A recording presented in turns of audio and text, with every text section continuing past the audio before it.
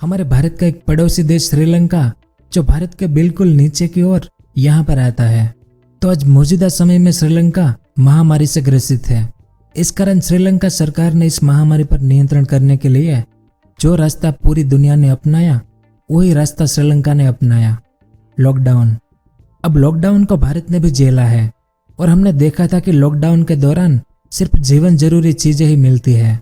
लेकिन जानकर बड़ा आश्चर्य होगा आपको कि श्रीलंका में लगाए गए लॉकडाउन के बावजूद श्रीलंका के लोगों को जीवन जरूरी चीजें खरीदने के लिए लंबी लंबी कतारों में खड़ा रहना पड़ता है, वो भी कई घंटों तक, क्योंकि श्रीलंका सरकार द्वारा संचालित उनके सुपरमार्केट में जीवन जरूरी सामान की कमी है और इन सामानों को रखने के लिए जो गोडाउन बनाया गया है वो भी बिल्कुल खाली पड़े हैं। और पूरे श्रीलंका में दूध, अनाज और चावल जैसी जरूरी चीजों का अब बहुत कम स्टॉक बचा है। यानी मौजूदा समय में श्रीलंका भूखमरी की ओर बढ़ रहा है। क्योंकि कुछ आंकड़े हैं जो आपको जानने चाहिए। श्रीलंका में अभी फूड इमरजेंसी यानी खाद्य आपातकाल चल रहा है। तो इससे पहले श्रीलंका में 1 किलो चावल की कीमत 44 श्रीलंकन रुपए थी, लेकिन आज 1 किलो चावल 120 रुपए के हैं।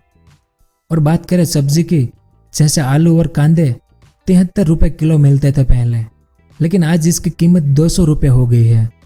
इसके अलावा 1 किलो मछली 255 रुपए किलो मिलती थी पहले, लेकिन आज 1 किलो मछली 700 रुपए में मिलती है।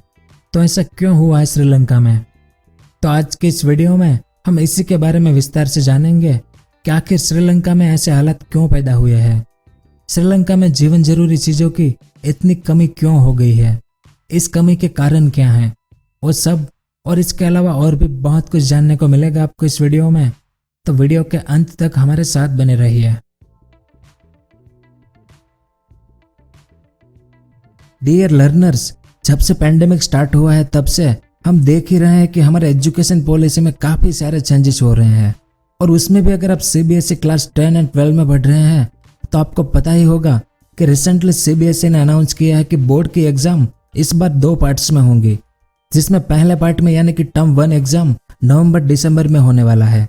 ये एग्जाम एमसीक्यूज के जरिए होंगे एंड 40 मार्क्स का रहने वाला है। ये तो काफ़ी रिसेंट चेंज है एंड हमको कोई भी आइडिया नहीं है कि इसको अटेम्प्ट कैसे करेंगे। कोई मॉक सीरीज भी अभी तक अवेलेबल नहीं है, लेकिन आपको ज़्यादा टेंशन लेने की ज़रूरत नहीं है, क्योंकि अनअकैडमी लेकर आए हैं आपके लिए खास all India mock test for class 10 and 12। इस टेस्ट की डिटेल कुछ इस प्रकार है।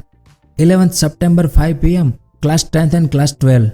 तो maths and science for class 10, physics, chemistry, biology and mathematics for class 12।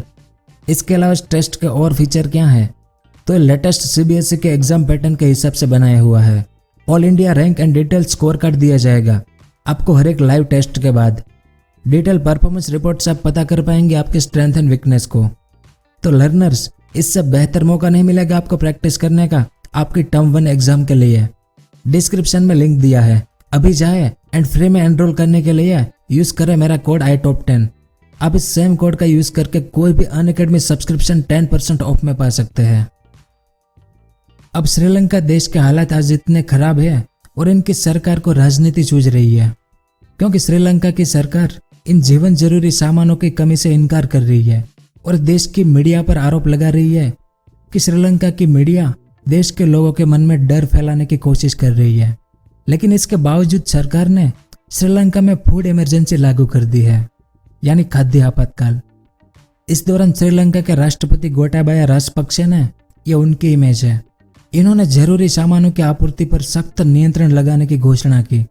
सरकार ने कहा कि व्यापारियों के खाद्य पदार्थों की जमाखोरी को रोकने के लिए और देश में महंगाई को नियंत्रित करने के लिए ऐसा करना जरूरी है, क्योंकि श्रीलंका इस समय अपनी मुद्रा के अवमूल्यन यानी इस देश की करेंसी गिरती ही जा रही है। इसके अलावा श्रीलंका बढ़ती महंगाई और विदेशी ऋण से अपंग बना देने वाले बोझ से जूझ रहा है। यह सब हो ही रहा था और तभी महामारी ने दस्तक दी। अब श्रीलंका सरकार की आय का एक बहुत बड़ा स्रोत उनके यहाँ जो विदेशी पर्यटक आते हैं उनसे होता है। लेकिन जैसा कि आप जानते हैं कि इस महामारी ने लोगों को अपने घर में बंद करवा दिया, जिस कारण श्रीलंका में विदेशी पर्यटकों के आगमन में भारी कमी आई। तो श्रीलंका अब इससे भी जूझ रहा है। और अगर आज से 2-3 साल पहले की बात करें तो श्रीलंका के हालात बहुत अच्छे थे, हमारे भारत से भी अच्छे थे। इस कारण आज श्रीलंका के लिए आर्थिक मंदी विशेष रूप से चिंता का विषय है, क्योंकि कुछ समय पहले तक उनकी अर्थव्यवस्था पूरे दक्षिण एशिया में सबसे मजबूत अर्थव्यवस्थाओं में से एक मानी जाती थी। और 2 साल पहले यानी 2019 में विश्व बैंक ने श्रीलंका को दुनिया के उच्च मध्यम आय वाले देशों की श्रेणी में अपग्रेड भी किया था। लेकिन इन सब के बावजूद श्रीलंका पर विदेशी कर्ज का बोझ तेजी से बढ़ रहा है। विश्व बैंक के अनुसार 2019 में श्रीलंका का कर्ज बढ़कर उनकी सकल राष्ट्रीय आय का 69% हो गया था, जबकि साल 2010 में यह सिर्फ 39% ही था। यानी आज मौजूदा समय में श्रीलंका का कर्ज लगभग 2010 के मुकाबले डबल हो गया है। इससे पहले एक अमेरिकी डॉलर के सामने श्रीलंका के 180 रुपए के आसपास थे, लेकिन आज यह बढ़कर लगभग $1 के सामने श्रीलंका के 200 रुपए तक पहुंच गया है। तो यह भी इसी के कारण हुआ है। यानी श्रीलंका में आर्थिक संकट के चलते कई जरूरी खाद्य पदार्थों के दाम बढ़ गए हैं। बीते कुछ महीनों में चीनी, प्याज और दाल जैसे सामान बहुत महंगे हुए हैं, जिस बारे में हमने वीडियो की शुरुआत में जाना। इस कारण श्रीलंका सरकार ने देश में खाद्य आपातकाल लगाया और आपातकाल के प्रावधानों के तहत सरकार से उम्मीद की जाती है कि वो व्यापारियों से उनके स्टॉक खरीदकर तय कीमतों पर लोगों को खाद्य पदार्थ और अन्य जरूरी चीजें उपलब्ध करवाए। लेकिन राजनीति तो राजनीति होती है, क्योंकि ऐसे हालात में श्रीलंका के वित्त मंत्रालय ने एक बयान जारी किया कि देश में जरूरी चीजों की कमी कृत्रिम है। यानी देश के बेईमान लोगों की ओर से पैदा की गई कृत्रिम कमी के चलते इन वस्तुओं के दाम जाहिर है कि बढ़ेंगे ही। यानी सरकार ने रोजमर्रा के सामानों की कमी का पुरजोर खंडन किया है। और इसके अलावा वित्त मंत्रालय ने यह भी कहा कि हम पूरा भरोसा दे सकते हैं कि सभी जरूरी सामान हर समय आसानी से उपलब्ध होंगे देश के सभी लोगों को। और तो और सरकार ने खाने पीने के सामानों की कमी के बारे में झूठी रिपोर्ट फैलाने के लिए विपक्ष को दोषी ठहराया है। मतलब लोगों के पास खाने को कुछ नहीं है और यहाँ पर पक्ष और विपक्ष एक दूसरे पर आरोप लगा रहे हैं। यह होती है राजनीति, क्योंकि चीनी, चावल, दाल और दूध जैसे जरूरी सामानों के लिए श्रीलंका के लोग लंबी लंबी कतार में खड़े हैं। इस इमेज में आप देख सकते हैं। श्रीलंका की हालत कुछ ऐसी है आज मौजूदा समय में। घंटों तक लाइन में रहने के बाद भी लोगों को सामान नहीं मिलता है। इस कारण तो सरकार ने यह आदेश जारी किया है कि कोई भी व्यापारी अगर जमाखोरी करते पकड़ा गया तो उसे सख्त से सख्त सजा दी जाएगी। इसके अलावा सबसे बड़ा जो कारण है वो ये है कि सरकार द्वारा लगाया गया जैविक खेती का नियम, यानी ऑर्गेनिक फार्मिंग का। श्रीलंका सरकार ने अप्रैल में जैविक खेती को प्रोत्साहित करने के लिए रासायनिक उर्वरकों और कीटनाशकों के आयात पर प्रतिबंध लगा दिया था। लेकिन उसके इस कदम की काफी आलोचना हुई, क्योंकि कुछ किसानों का कहना है कि तेजी से बदलाव करने से उत्पादन खासा कम हो सकता है, क्योंकि जैविक उर्वरक की उत्पादन क्षमता रासायनिक उर्वरकों से कम होती है। इससे हमारा उत्पादन कम हो जाएगा और हमारा जीवन यापन और अधिक कठिन हो जाएगा। मतलब इन किसानों का यह कहना था कि ऑर्गेनिक फार्मिंग से उत्पादन उतना नहीं होता जितना रासायनिक उर्वरक और रासायनिक दवाइयों से होता है। और जुलाई में हुए एक सर्वे के अनुसार श्रीलंका के लगभग 90% किसान खेती में रासायनिक पदार्थों का ही उपयोग करते थे। रासायनिक उर्वरक पर सबसे अधिक निर्भरता चावल, रबड़ और चाय के किसानों की ही है। और श्रीलंका का कुल निर्यात आय में चाय का हिस्सा 10% का है। ऐसे में कई चाय उत्पादकों का कहना है कि उन्हें अपने उत्पादन के आधे हिस्से का नुकसान हो सकता है। और हम जैविक खेती के विरोध में नहीं है, लेकिन आप जो करने की कोशिश कर रहे हैं वो रातों रात नहीं हो सकता, ऐसा इन किसानों का कहना था। और श्रीलंका के लोगों का यह कहना बिल्कुल सही भी था, क्योंकि कई जानकारों का कहना है कि जैविक खेती की ओर तेजी से मुड़ने से देश की खाद्य सुरक्षा खतरे में पड़ सकती है। आप इन पारंपरिक खेती को आसानी से नहीं बदल सकते, आपको इसके लिए समय देना होगा। जैविक खेती की ओर जाने के लिए किसी भी देश को कम से कम 3 साल का या इससे अधिक समय तो लगता ही लगता है, क्योंकि इससे पहले भूटान ने साल 2008 में अपनी नीति में कहा था कि वो साल 2020 तक अपनी खेती को 100% जैविक बना लेगा, यानी ऑर्गेनिक कर लेगा।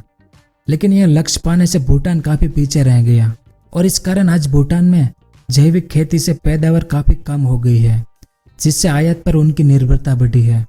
यानी भूटान को आज पहले के मुकाबले ज्यादा आयात करनी पड़ती है। इसलिए जानकारों का कहना है कि अब श्रीलंका को भी ऐसी स्थिति का सामना करना पड़ सकता है और मौजूदा आर्थिक संकट श्रीलंका की खाद्य सुरक्षा के खतरों को थोड़ा और बढ़ा सकता है। इसके अलावा श्रीलंका का विदेशी मुद्रा भंडार इन दिनों काफी कम हो गया है। उनके पास जो राशि है वो कर्ज को चुकाने में खर्च हो रही है, क्योंकि जुलाई 2021 के अंत में श्रीलंका का विदेशी मुद्रा भंडार सिर्फ 2.8 अरब डॉलर ही रह गया था, जो महामारी से पहले और मौजूदा सरकार जब सत्ता में आई तब यानी नवंबर 2019 में 7.5 अरब डॉलर का था। और ऊपर से श्रीलंका पर अभी तकरीबन 14 अरब डॉलर का विदेशी कर्ज है। तो ये तो उन्हें चुकाना ही है, लेकिन साथ में इसका ब्याज भी देना है। इस कारण चीनी, गेहूं, दूध और मेडिकल सप्लाई जैसी जरूरी वस्तुओं की आयात करना श्रीलंका के लिए ज्यादा मुश्किल हो गया है। इस कारण तो उन्हें फूड इमरजेंसी लागू करनी पड़ी अपने देश में। तो यह सब छोटे बड़े कारण थे श्रीलंका में जो खाद्य आपातकाल है उसके। उम्मीद है कि आपको कुछ जानने को मिला होगा। अगर वीडियो पसंद आया हो तो लाइक और शेयर जरूर करें। पूरा वीडियो देखने के लिए आपका बहुत बहुत धन्यवाद। अगर आपको इस तरह के इंफॉर्मेटिव वीडियो देखना पसंद है तो हमारे इस चैनल को सब्सक्राइब करें और हमारी नई वीडियो सबसे पहले देखने के लिए इस बेल आइकन को भी जरूर दबाएं।